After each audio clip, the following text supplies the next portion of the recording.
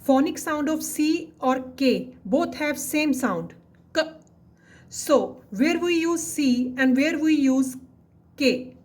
So the rule is that अगर क sound के इमीडिएटली बाद शॉर्ट वॉवल साउंड ए ओ और यू आ रहा है लाइक क एट क अप क ऑब क ऑर्न क एक then we have to use C and अगर उस क साउंड के इमीडिएटली बाद ई एंड आई आ रहा है then we have to use K like की kit, kite, kid, keep.